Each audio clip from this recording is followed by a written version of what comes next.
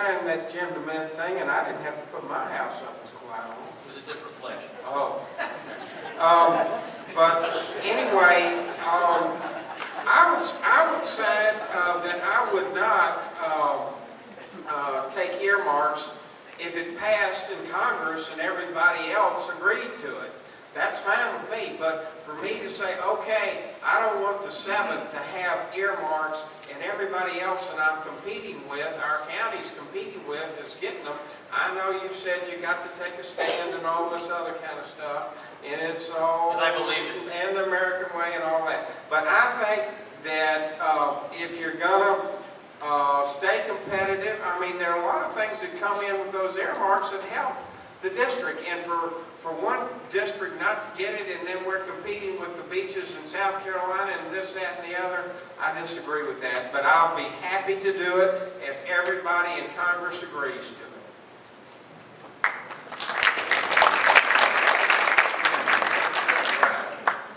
I think we have to understand what the fundamental problem is. The fundamental problem with Congress is they have not passed a budget since 2007. Now, how many of y'all out there go day to day without a budget? If you are, you're probably not too good a shape. You know, that's where our government is. That's why spending has increased so dramatically, is the U.S. Senate in particular has not passed a budget in years. So that spending is unconstrained because there is no budget, there is no guardrails in place. Now, the thing you have to understand about earmarks is every discretionary dollar, and what I mean by that is every dollar that's not an entitlement, not entitlement spending, every discretionary dollar is an earmark in one form or the other, whether the Congress appropriates it or whether the bureaucracy appropriates it. So it gets back to the question of who do you want to have controlling the dollars. Some earmarks have not been very prudent, but at least the voters have an opportunity to eject that member of Congress. And if you had real campaign finance reform, they could eject that member of Congress easily.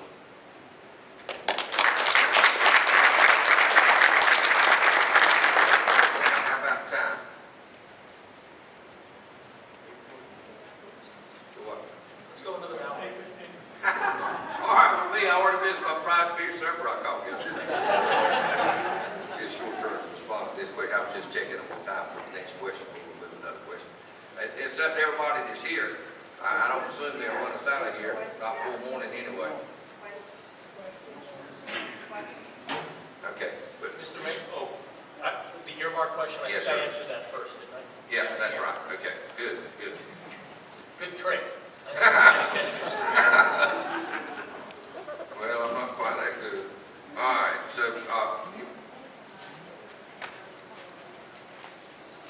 okay, we'll do a couple more questions, and then we'll let these gentlemen have 2 minutes in their closing statements, and then I'll have a chance to visit with all of you before we leave.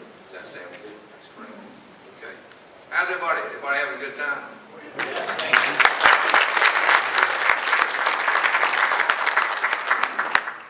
Now, we've heard a lot tonight, and I think I've covered most of the questions that have come, unless they were of a personal nature. The question comes to be, though, and these folks that listen to the debate, and it's a good debate, and we've got knowledgeable people here, represent the interest of the district. The question comes to be, and this can't be just a soundbite, and I'll carry to use personal arousal. How are we going to do it? You know, my major concern is my grandchildren and what they are confronted with. And we all know that the national debt and the slide that we are experiencing as a nation is going to affect our grandchildren, even the one that was just born to my daughter last week. The Democrats are having a debate somewhere tonight, maybe not in the 7th district, but they're discussing how crazy we are. And we're having a debate about how wrong they are. And nobody is actually doing anything at this point in time. So my question to the candidates that will lead us is, how are we going to get there? How are we going to move from where we're at to where we actually put this country back on the road to success? Senator Brown. Well, I think the first thing we have to have is candid, honest leadership. Mr. Mayor, as I've heard you say many a time, a campaign is a conversation with the people. We need to lay forward what the problems are, very straightforward and very forthrightly. We did that in the 2010 election, and we took control of the state legislature for the first time since 1869. That's a long time to be in the wilderness. And when we took control, number one, we did what we said we were going to do, because that's what we campaigned on. We said that we weren't going to raise taxes. We didn't. We said we were going to balance the budget. We did. We said we were going to cut spending. We did. We said we were going to go after the liberal bureaucracies and cut the waste and the bureaucracy and the red tape that's hindering small business. And we did. We said we were going to pass medical malpractice reform so that our doctors could focus on practicing medicine rather than worrying about hiring an attorney. We did. We said we were going to pass tort reform to help business. We did. So it all comes down to having that candid conversation with the American people, having that give and take. We all come to our conclusions based on the best information we have at hand, plus our own life experiences. None of us know everything. We need to listen to the American people. And the American people also need to know the facts. They need to know the facts about the future solvency of Social Security and Medicare. They need to know the facts about what a $16 trillion debt is going to do for their children, the harm it's going to create, and why we must cut spending. If we have that kind of candid conversation, and then when elected, if we stick to our guns and do what is right, we'll be able to move forward and turn this country around.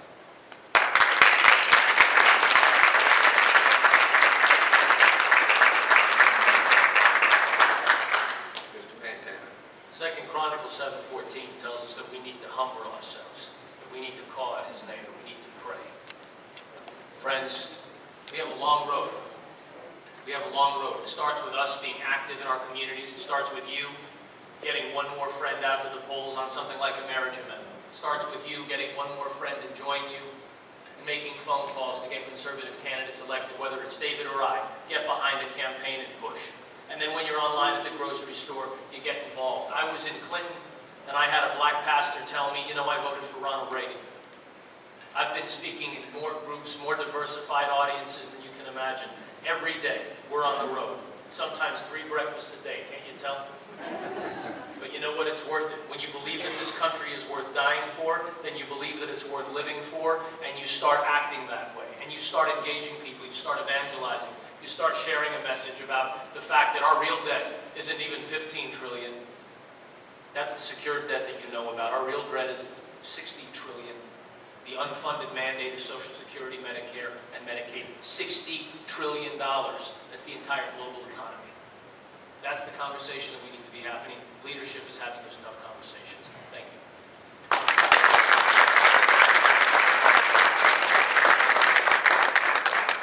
Mr. Crow. Well, I think the state government's pretty good. I think there is a lot of dids there, but I think there's a whole lot of didn'ts on the federal level. And you're talking about people that are getting into our act and messing us up, and they're trying to, to steal our power. I'll irritate Ilario now. I think it takes somebody from North Carolina. I feel like I've come home. My father went to Texas in 1910. I came back in 1984, but the family had been there for 200 years before he went to Texas. So I'm just kind of coming back after a little jaunt. So I think it takes somebody from North Carolina to straighten this thing out. But you've got to realize, you talk about entitlements and this, that, and the other. If people don't understand the Federal Reserve, that is individuals. They are charging the taxpayers $400 billion a year to loan us our own money. So I could go on, but I have a red card, so I got to shut up. Yes, sir.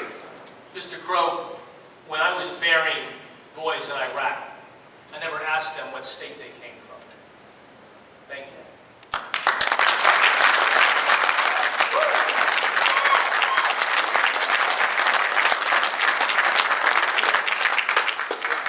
this is I'm going to work on that and come up with something clever. Well,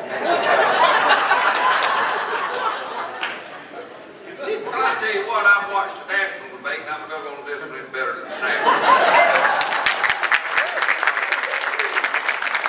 Whoever we send, they'll know who they are, and they'll know they're from North Carolina. How about that? One way or another. You know, that was something, again, I get in trouble mentioning Senator Helms, but Senator Helms, John Cooper called me back in 1984 to fear that Mr. Hunt was going to beat him. And it just so happened, you know, that it was looking bad. He said, you need to get out and go to work. And I said, well, I will. I said, you really think it's that important? And he said, yeah, I do. Well, the next day I was eating at this restaurant. The guy that was sitting next to me said, you know, we really need to go to work, Senator Helms. And I said, why? He said, well, do you know who the Senator of Arizona is? He said, no. And he said, you be sure they know who our senator is. I believe when we send one of these men to Washington, they'll know who our congressman is. What do you think about that?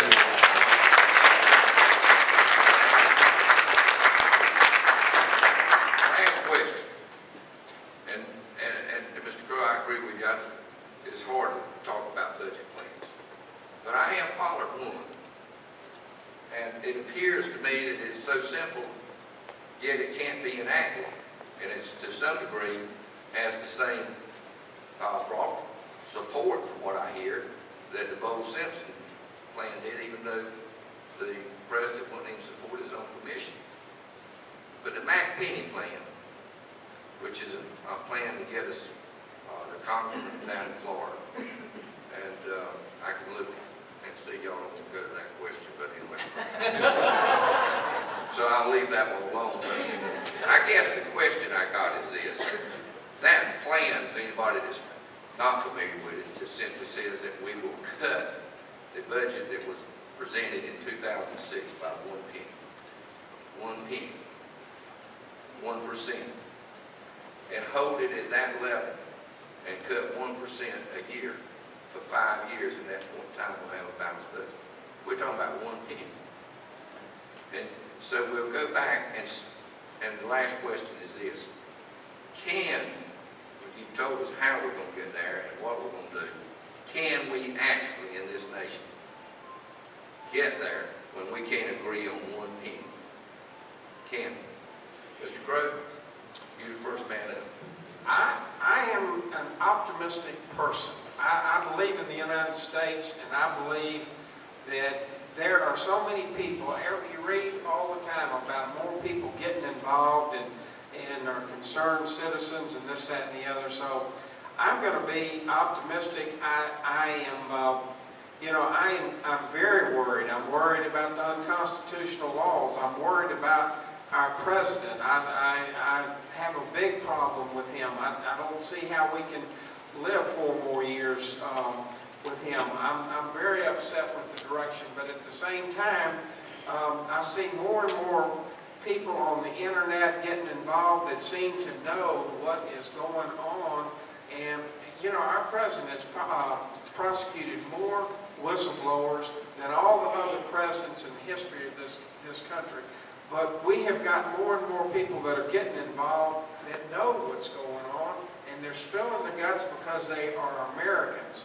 And even if they have to go to prison, or even if they have to do that. So I'm going to be optimistic, but I think that there is an evil force out there that is making the money, and they're trying to keep it. And I think it's not going to be an easy road, and I'm afraid, and I don't know how much time, I got a little more time, but I tell you the problem is, in my opinion, is that you've got China that's got 1.3 billion people. They've got 300 million people in which their standard of living is as high or higher than the United States. And the problem is that the 1 billion people there, every year, they are going to increase what China output is, and it's going to be almost impossible for the United States to stay ahead of them economically. And I'm afraid that we're going to go into a world war, and I don't know when the pieces are you know, the things come, it's going to be bad news, but I believe we're going to win in the long run. Chris Brown.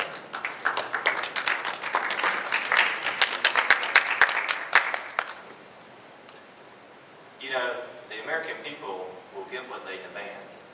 The problem up to now is so few have been involved. You know, we've got to get folks involved. I was thinking the other day, there's two things that we all hear in every family, and I'm sure it's all been said in your family. Two things that you hear all the time: don't talk religion and don't talk politics. Well, one deals with where you're going to spend eternity. The other deals with whether you're going to live under freedom or tyranny. I'm not suggesting that you go back and talk religion and politics, but I'm suggesting that we all need to think about it. And you know, I think that's one of the reasons why this country has veered off course. It's not been overnight. It's been over a long period of time. You know, we've all had it so good, we forgot how we got where we are. We've got to get back to the basics. And the more people that understand that, the more enabling it will be to turn this country around.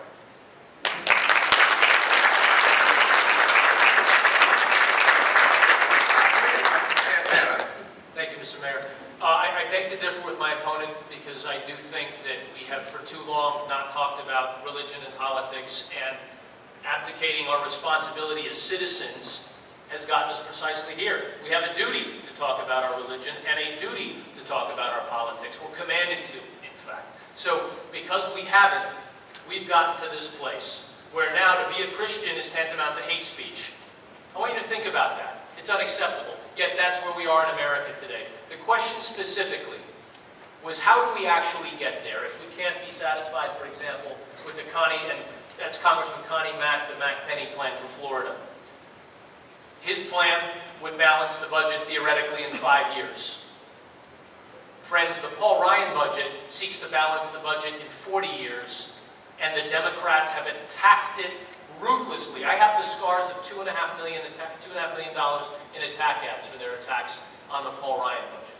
Yet Paul Ryan took an idea, he led with it, and now every Republican presidential candidate has adopted it. He took an idea that some thought was too extreme, he championed it, he advocated for it, he adopted it. I believe if you hold to the strength of your conviction and you communicate it, we can get the job done. Thank you. Thank you.